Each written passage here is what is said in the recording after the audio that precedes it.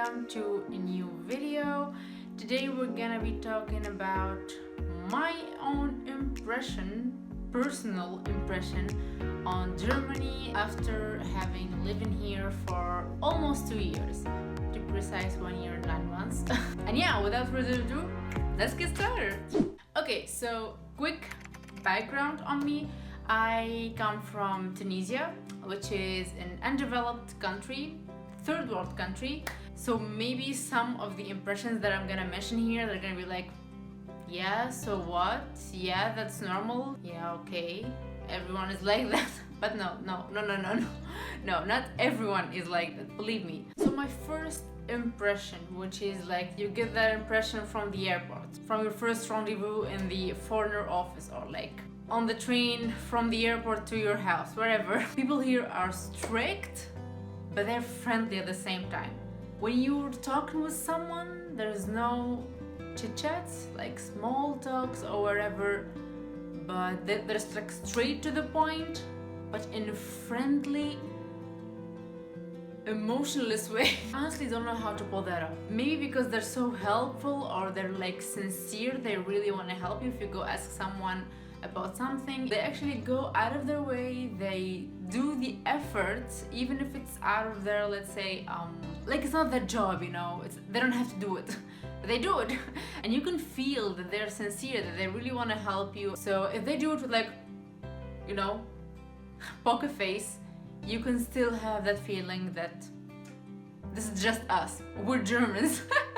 You know, I really couldn't get the hang of it at first, because what I'm feeling is something, but then what I'm seeing is something else. You know what I mean? So that was a little bit weird at first. Second point, which is also about people, is that they're really calm here. They would be waiting in line, like a huge line, and yeah, they're just there waiting, you know, it doesn't matter. And for me, I'm furious. What the fuck is going on? Why are we in this line for this much time? If I want bubble tea, which we always do, but there is this place in Center City and it's always crowded, there's always line.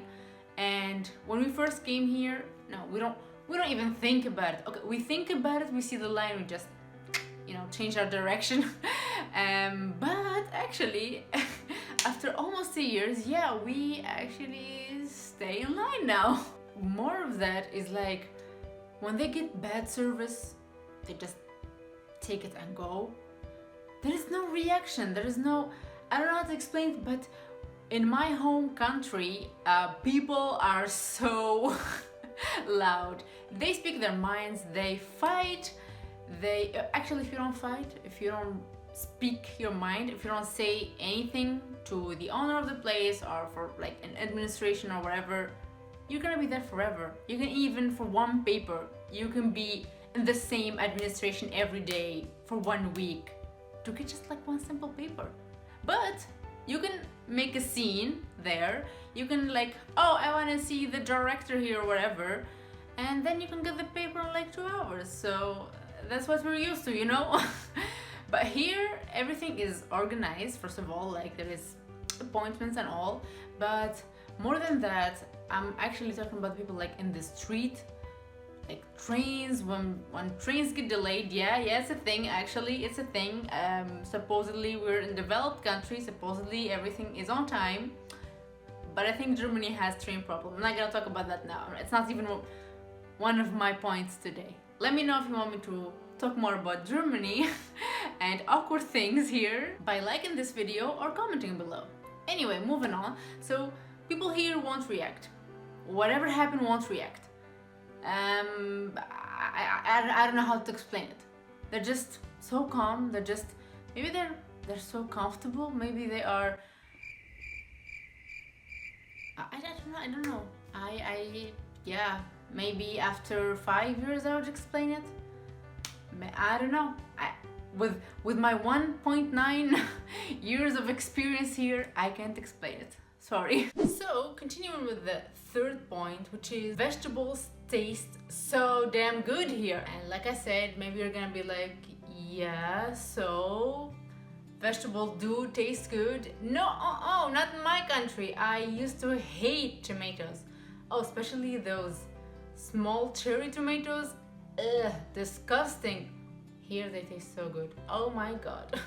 Now I'm actually enjoying tomatoes, which is never thought I would. I don't know how to explain it. Just go to a third world country, go shop there, go eat there, then go back to your home country. Oh, you know what I'm talking about. I still remember it vividly. We bought this huge, already prepped salad. They are chopped vegetables, and like you can add whatever dressing, you can add meat, you can add whatever. We didn't add anything. We were just eating the vegetables, and we're like, oh my god, this tastes so good. Oh my. It's like I was eating pasta, or it's like I was eating something, you know, in a restaurant or something fancy, and I'm like, oh my god, everything tastes so damn good. Vegetables are something that I actually want to eat, not I have to eat. So, continuing with the grocery theme, my fourth point is that grocery here is relatively cheap. So, let's be clear, if you're buying junk food, it's definitely cheap. So, obviously. Going to the healthy section now, vegetables or fruit with no pesticide or no chemicals, they cost a little bit more, but affordable still. Like, as a normal-ish person, you can still afford that. But for me, I don't really buy those. I'm just focused on just getting my fruit, getting my vegetables, and so on. Shrimp is so affordable. I know you are basically saying, what the fuck is she talking about? But hear me out. Basically, shrimp, seafood, generally, they're so expensive back in my home country.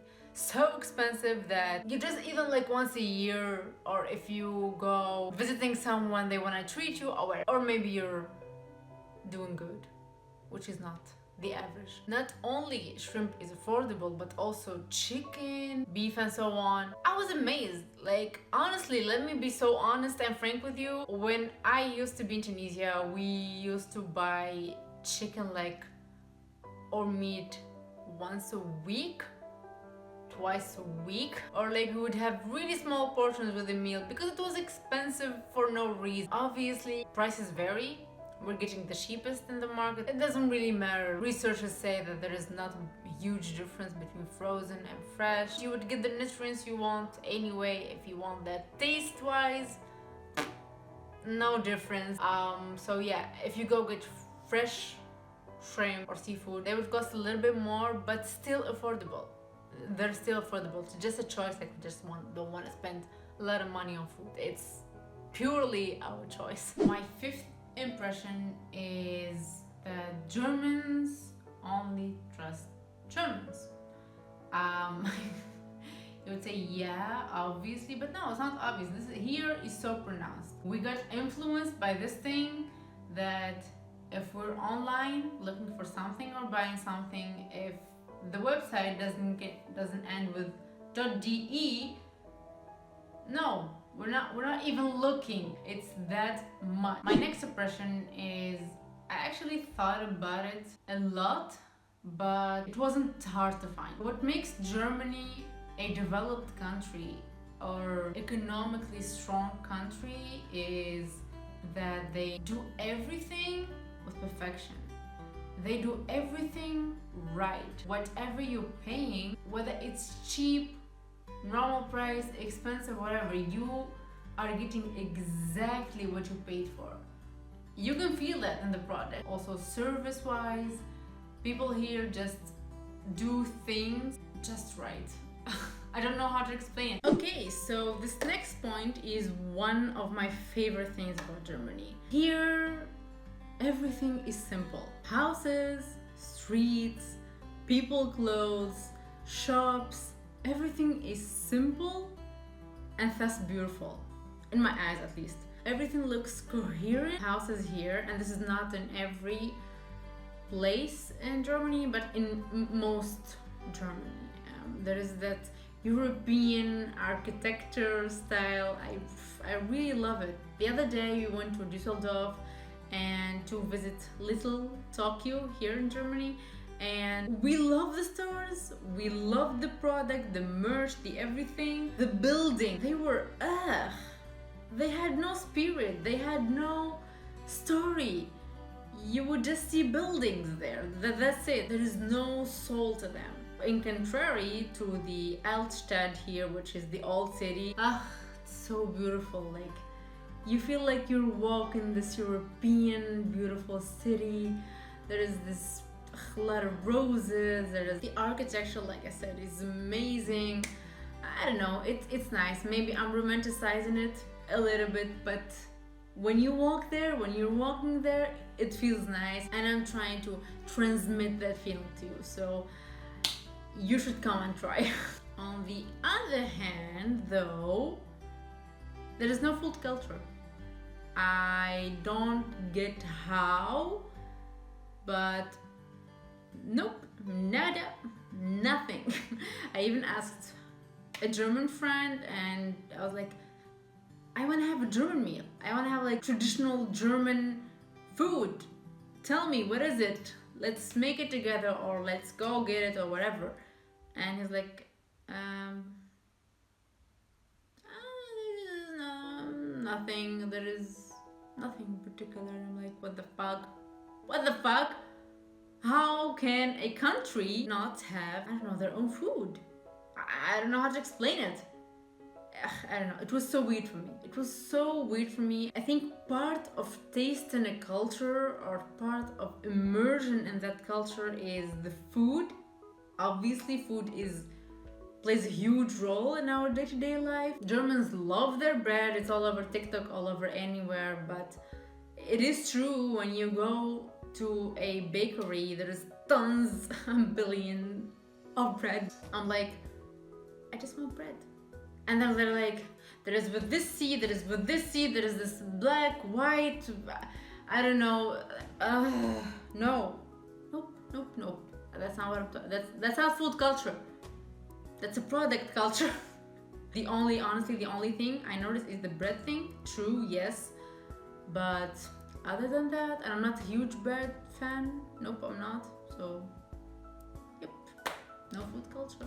What there is, though, is tobacco culture. There's a lot of smokers here, and tobacco publicities are everywhere. What's actually funny to me is that most publicities are acted by women, and I'm like, why? I mean, okay, sure, yeah, whatever, you can use women for publicity, but also men. But then, no, they're all women. And there's actually funny publicity. They were saying, this brand, there is no extra stuff, only real tobacco. And I'm like, are you fucking kidding me? As if that's a good thing. Is that how they're selling their product? Is now telling people that, oh, this is real tobacco. Oh, this is real poison, no extra shit. They'll be like, oh, that's amazing. Wow, that's very authentic. Wow, that's original. I love this shit. Let's get this. Does that really happen? Is that a thing? Does that work? I don't know. I think they should change their marketing head of department or whatever. If this works, there's something wrong with this nation. My 12th impression here is that it's definitely an old population. When you're on the street, you can definitely notice that the number of elderly people is significant comparison to the young ones. That's why we're here. And I'm grateful that they are old and they need other people like us to immigrate here. Thank you. Which brings me to my next point about seniors, that they are actually healthy. It's not like you would be on the street seeing people like, nope, they're perfectly fine. They walk fine. They're usually so cute, holding hands with their partner. They would be wearing really nice clothes. Women having their hair done, their nails done. And I'm talking about people like in their 70s and more. Wear really nice clothes with all kind of different colors, pink, red, yellow. They're not shy to be fashionable, to look really nice. So I really love that. And it gives me hope. It gives me hope that, yeah, it's okay to get old. I'm fine with that. Yeah, sure, hit me. Because if I'm gonna be old and I'm gonna look like that, sure, yeah, let's do this. There's a lot of times where I even see women, old women together in the coffee shop, and they're like, even they discuss politics, they discuss, I don't know, environmental things, they discuss really important matters. With what I grew up with, after 50, or like, okay, so after your kids get married and have kids, you're done, you're dead, you're a living dead, you're a zombie now. Basically, after you finish raising your kids, you help your kids raise their own kids, and then when everyone is okay, alles gut, everyone get their life, you can do nothing because you overexhausted your body. There is back pains, there is joint pains, there is diabetes. That's how it is in my home country. So for me to see people, old people, living really nice life after they retire. Even my landlord, whenever we text my landlord, he's in a vacation somewhere, and I'm like, I think it's normal here. So yeah, if I'm gonna get old, be like this, yeah, I can't wait for it. With this scenery, we're coming to my next point, which is the weather here. So luckily, again, we're so lucky, we got into a place where it's not that cold, let's say, in comparison to other places. Basically here it's like 7 degrees, mostly 5 degrees in the winter, and other places it's like always below 0 degree or almost there. In comparison to where I grew up, in the winter when we have like a really bad day, it's 10 degrees, and it's mostly not bad days, always at like 12, 13, 15 degree in the winter. Being in the 7 and below, that's really cold shit for us. Surprising part here is that it's manageable. I don't know how. Basically we just wear a really normal shirt underneath our coat. There are specific coats that you wear that they don't let any wind, and then when you hop on the bus, it's heated. When you're in whatever store, it's heated, everything is heated. So yeah, it's not like, you don't really feel it. So, which was surprising, like, because before I come here I was like, it's cold, I love that, how are we gonna live? It's nice, I'm glad that's how it is, honestly. And coming to my last point, and actually this point is in total sync with today's weather, which is gloomy. I love this weather, by the way. I get super productive, like you see. I'm filming a video today, you know, because of the weather. 90% because of the weather. Which is not a perfect weather to film, as you can see also, but I love it. I don't know, I just love it. Anyway, my last point is that because the weather is always like this, you have no psychological time restriction. Comment below, guess what time is it now? It can be 9 a.m. It can be 11 a.m. I can say it's 1 p.m. Whatever, you know. Basically, since I woke up at 8. Now it's almost 11.